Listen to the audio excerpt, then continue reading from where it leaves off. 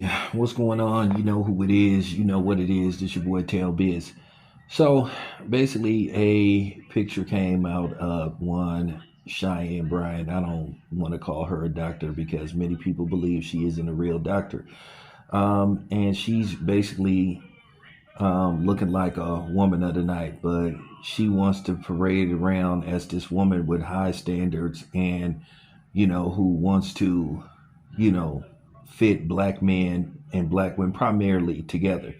But basically, her whole niche is basically, for the most part, strictly putting everything on the black man, making everything the black man's fault, which is complete cap. But you've seen her go on quite a few podcasts. You've seen her go on Shannon Sharp's podcast. She first kind of started to make her waves when she appeared, I think, on Funky Friday with Cam Newton, and then she started to, make her way around the internet streets, being on various podcasts. But there were people that questioned her. They questioned her credentials. They questioned her motives. They questioned everything. And it appears that it's a lot of validity to it. Some people even questioned, does she really actually like men?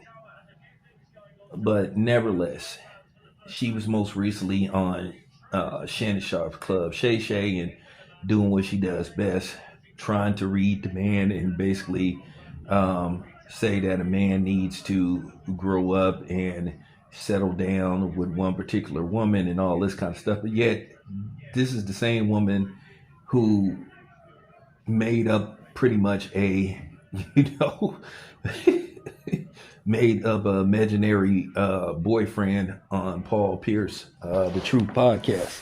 So a lot of people have questioned her. And now they have even more legitimate reasons to question her because she comes across as a straight hypocrite. Basically, Jeezy had some kind of function. I don't know where it was, but in all likelihood, it was in the ATL. We all know that the ATL is a party city. I've been out there a couple of times, and it seemed like it's damn near a club on every corner. So but but nevertheless, what came into question isn't about her being there; it's what she got on.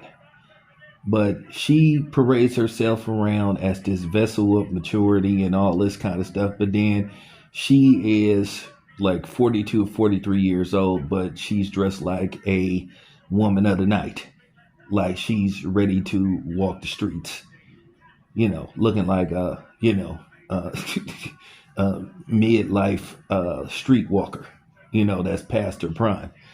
So a lot of people are calling her out for her hypocrisy and, further saying that she's a fraud.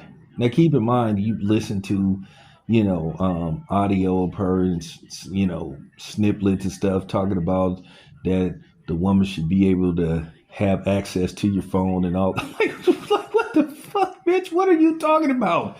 Like, like what are we 17 or something? Like, man, come on, man. Like for real. I don't even, man.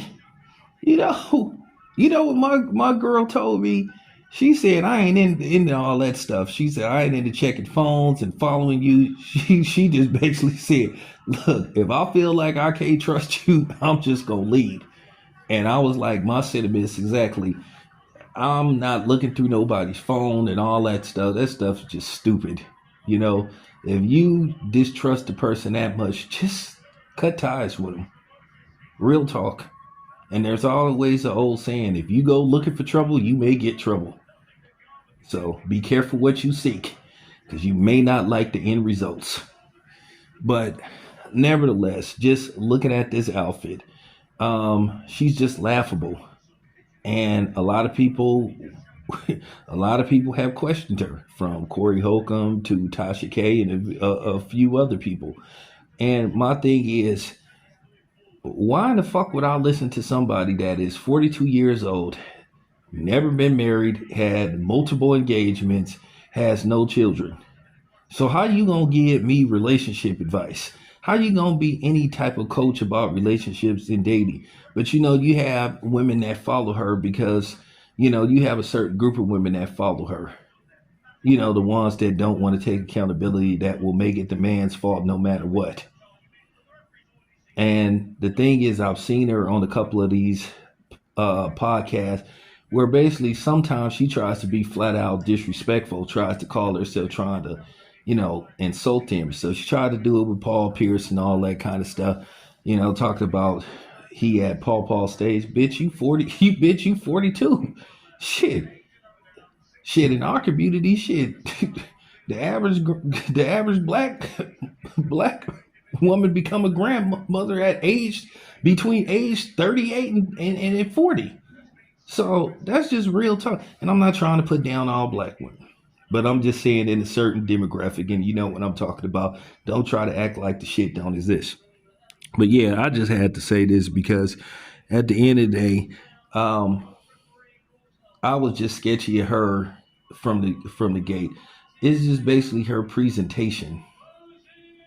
You know, it is it's like it's aggressive, and it's aggressive and kind of like insulting at the same time. She tries to be aggressive, but then she tries to insult the person. So like I said, I don't listen to people like her. That's just real talk. And ever since the passing of Kevin Samuels, there's a lot of men and women who try to take from him and try to go that direction and try to follow that pattern of Kevin Samuels, whether it's a female version or a male version. You know, I'm just gonna keep it 100. They won't ever be another Kevin Samuels. Rest in peace to the Godfather. It's so with that being said, let me end this video. This is your boy Town Biz. I'm out.